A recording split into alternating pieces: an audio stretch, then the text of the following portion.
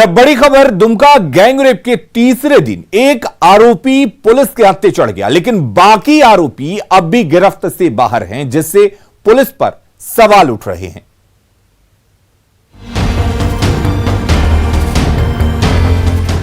Dumka gangrape के 3 दिन हो गए, लेकिन पुलिस के हाथ अब तक खाली हैं। हालांकि एसआईटी ने एक आरोपी को जरूर गिरफ्तार किया है, लेकिन बाकी दरिंदे अब भी गिरफ्त से बाहर हैं। गिरफ्तार आरोपी का नाम मंगल मोहली है। एसपी ने कहा आरोपी ने अपना गुनाह भी कबूल कर लिया है। ये महिला के द्वारा में जैसे बताया गया है कि वो अपने गांव से मेला गई हुई थी, वापस जब अपने पति के साथ आ रही थी तो उसी दरमियान जो है कि इनके द्वारा ये अक्यूज जो भी हैं उनके द्वारा उनको झाड़ी में ले जा करके ये बलात्कार किया गया। कितने लोगों की संलिप्तता है? प्रथम दृष्टया हमें पता चल रहा है कि अभी करीब 10 से ज्यादा लोग हैं और ये अभी इन्वेस्टिगेशन जारी है, इसका खुलासा कर दिया गया। इससे पहले एसआईटी की टीम आरोपी को लेकर उस जगह भी गई थी जहां दरिंदगी की घटना को अंजाम दिया गया। एसआईटी की टीम ने घटनास्थल से सबूत भी जुटाए हैं। यही वह स्थल है जहां मंगलवार की रात 17 दरिंदों ने मिलकर एक महिला के साथ सामूहिक दुष्कर्म की घटना को अंजाम दिया। हम आपको दिखाना चाह रहे हैं वो स्थल का नज़ारा जहां एक आरोपी को पुलिस ने पूछताछ के लिए हिरासत में लिया है और घटना स्थल पर सबूत इकट्ठा किया जा रहा है, ताकि इस मामले में जो भी संलिप्त हैं, जो भी दोषी हैं, उसे कड़ी से कड़ी सजा दिलाई जा सके। 8 दिसंबर की देर शाम जब पीड़िता अपने पति के साथ बाजार से लौट रही थी, तभी रास्ते में पति को बंधक बनाकर कथित तौर पर 17 लोगों ने महिला के साथ सामूहिक दुष्कर्म किया। जिस आदिवासी महिला से दरिंदगी की घटना हुई है वो 5 बच्चों की मां है, लेकिन 3 दिन बाद भी सिर्फ एक आरोपी की गिरफ्तारी हो सकी है। इस तरह का जो घटना घटा है, मैं चाहता हूँ जितना जल्द से जल्द हो सके जो अंजाम दिए उसको पकड़ने का काम किया जाए। दुमका गैंगरेप को लेकर जहां पुलिस प्रशासन सवालों के घेरे में है, तो वहीं हाल के दिनों में बढ़ी दुष्कर्म की घटनाओं से महिला सुरक्षा पर भी सवाल उठने लगे हैं। यही वजह है कि बीजेपी पूरे मामले को लेकर सरकार पर हमलावर है। दुमका से पंचम झा के साथ ब्यूरो रिपोर्ट, न्यूज़ 18। डॉक्टरों के 12 घंटे के कार्य बहिष्कार से झारखंड में स्वास्थ्य सेवाएं प्रभावित रहीं, ओपीडी बंद रही, इलाज के लिए मरीज परेशान रहे। आयुर्वेद चिकित्सकों को सर्जरी की मंजूरी देने के खिलाफ आईएमए के आह्वान पर डॉक्टरों का 12 घंटे का देशव्यापी हड़ताल हुआ। सुबह 6 बजे से शाम 6 बजे तक इमरजेंसी को छोड़ बाकी सेवाएं बंद रहीं, जिससे मरीज परेशान नजर आए। हम सदर अस्पताल के चाइल्ड ओपीडी का दृश्य दिखा रहे हैं, जहां पे कुर्सियां खाली है। धरती के भगवान कहे जाने वाले डॉक्टरों ने ओपीडी से अपनी सेवा को दूर रखा है, खुद को दूर रखा है, और जो मरीज हैं वो अपने इंतजार कर रहे हैं सदर अस्पताल में कि डॉक्टर्स आएंगे और इलाज करेंगे। चूंकि यह शिशु वार्ड है तो दिखलाना चाहेंगे कि जो बच्चे हैं उनको लेके उनकी माताएं आई हुई हैं कि अपने बच्चों को डॉक्टर से दिखवाएंगे, लेकिन अभी तक डॉक्टर्स आए नहीं हैं। बहुत खांसी सर्दी है, कल भी रात में आए थे, डॉक्टर नहीं थे, आधा 1 घंटा बैठे तो भी नहीं आए, और आज भी अभी कब से 9:30 से यहाँ के बैठे हुए, 9 बजे से ही बोले डॉक्टर हड़ताल पर गए हैं। न सिर्फ सदर अस्पताल बल्कि राज्य के सबसे बड़े अस्पताल रिम्स में भी स्वास्थ्य सेवाएं प्रभावित रहीं। डॉक्टर हड़ताल पर रहे और मरीज परेशान।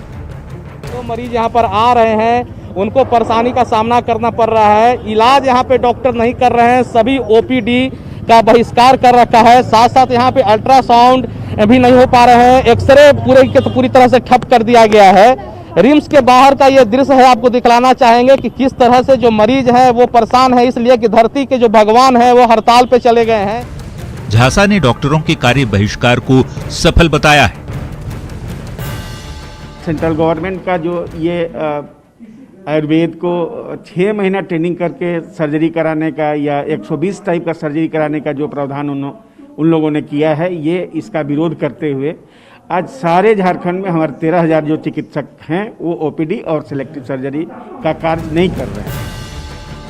केंद्र सरकार ने ट्रेनिंग के बाद आयुर्वेदिक डॉक्टरों को 58 तरह की सर्जरी की इजाजत दी है, लेकिन इनमें से 39 जनरल सर्जरी है, जबकि 19 तरह की सर्जरी नाक, कान, गला और आंख से जुड़ी है, जिसका इंडियन मेडिकल काउंसिल विरोध कर रहा है। उपेंद्र कुमार, न्यूज 18 रांची। झारखंड में 29 दिसंबर को नई पर्यटन नीति की घोषणा होगी। नई पर्यटन नीति को 2 भागों में तैयार किया जा रहा है। नई पर्यटन नीति में इको टूरिज्म को बढ़ावा देने के साथ साथ हेल्थ, हेरिटेज, रिलीजियस और विलेज टूरिज्म का तक शामिल है। इतना ही नहीं, पर्यटन स्थल पर पर्यटकों की सुविधा के लिहाज से भी कार्य किए जाएंगे। वहीं उद्योग विभाग की समीक्षा के दौरान मुख्यमंत्री ने उद्योगों की स्थापना पर जोर दिया। बड़े उद्योग घरानों का आकर्षित करना और उद्योगों की स्थापना का लक्ष्य है। साथ ही सीएम ने अधिकारियों को लघु और कुटीर उद्योग को बढ़ावा देने को भी कहा। राज्य में बंद लघु और कुटीर उद्योगों को भी पुनर्जीवित करने की दिशा में सरकार काम करेगी।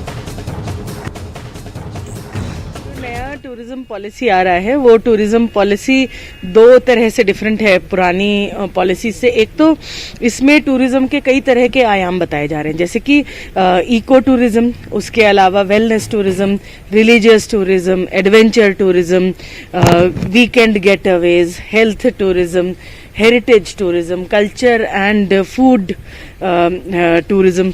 तो कई तरह के टूरिज्म को प्रमोट करना, जैसे अगर रिक्रिएशन पार्क और एंटरटेनमेंट जोन्स हैं, उसको भी टूरिज्म है।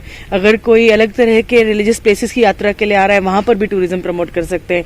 अगर हम इसको एज अ डेस्टिनेशन वेडिंग्स वगैरह के वेन्यू के रूप में डेवलप करना चाहें, अगर कहीं पे कोई हेरिटेज प्रॉपर्टी है उसको डेवलप करना चाहें, रूरल कल्चर या जैसे एक चौकीधानी है जयपुर में या उस तरह का नीमराना है, उस तरह का अपना डेवलप करना चाहें तो उसको काफी प्रमोट किया जाएगा।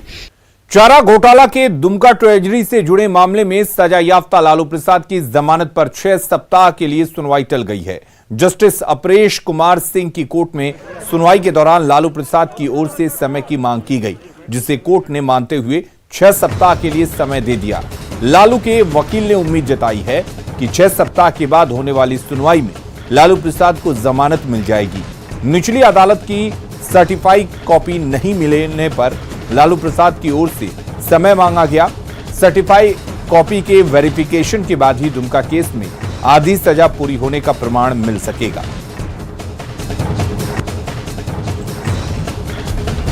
की तरफ से ज्वाइंट प्रेयर हुआ, समय के लिए ज्वाइंट प्रेयर किया गया। हम लोग की तरफ था कि सर्टिफाइड कॉपी नहीं मिली है, इसके लिए उधर से था कि राजीव जी के माता जी का देहांत हो गया था, उस ग्राउंड पर था। तो ज्वाइंट प्रेयर पर कोर्ट ने मान लिया उसको। 6 हफ्ता के बाद कोर्ट रखा गया है इसको। कोई तारीख वगैरह? 6 हफ्ता लिखा है, तो तारीख उम्मीद करते हैं कि 6 हफ्ता के बाद जो है 22 जनवरी पर, तो उम्मीद कर रहे हैं कि उस दिन रहना चाहिए। तो अभी तो नहीं बता सकते, मिल जाएगा, हमारे हाथ में आ जाएगा, उसके बाद ही कैलकुलेट करके बता सकते हैं कि पूरा गया है या नहीं पूरा है हाफ सेंटेंस। तो कैलकुलेशन का चीज़ है, तो कमी या बेसी जो हो सकता है, बेसी भी हो। अगर उसमें प्रोडक्शन वारंट नहीं हुआ होगा तो घटेगा, तो कितना दिन घटता है तो फिर उसके हिसाब से हम लोग बताएंगे। तो 6 सप्ताह के बाद ही, 6 हफ्ता के बाद ही मिलेगा। रांची के डेली मार्केट थाना इलाके के पोस्ट ऑफिस में 32 लाख के घोटाले का मामला सामने आया है। खबर के मुताबिक पोस्टल डिपार्टमेंट की तरफ से डेली मार्केट थाने में एक एफआईआर दर्ज की गई है, जिसमें 4 लोगों को नामजद आरोपी बनाया गया है, जिसमें 2 पूर्व पोस्ट मास्टर, एजेंट और उसके एक रिप्रेजेंटेटिव शामिल हैं। थाने में दर्ज एफआईआर के अनुसार पोस्ट ऑफिस के 74 खाता धारकों के आरडी अकाउंट पर फर्जी तरीके से लोन निकाला गया है। पूरे फर्जीवाड़े का खुलासा तब हुआ जब खाता धारकों को लोन चुकाने के लिए नोटिस भेजा गया। घोटाले का यह पूरा खेल 2016 से 2020 के बीच खेला गया, जिसका मुख्य साजिशकर्ता रिप्रेजेंटेटिव शुभम गुप्ता को माना जा रहा है।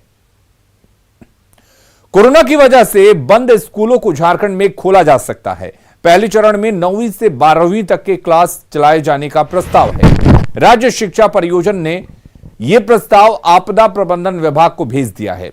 स्कूलों में रौनक लौटने की उम्मीद बढ़ गई है। बच्चों को शिफ्ट के आधार पर पढ़ाई कराई जाएगी। इसके अलावा क्लास में अधिकतम 12 बच्चे ही होंगे। इसके लिए क्लास की संख्या स्कूलों में बढ़ाना होगा।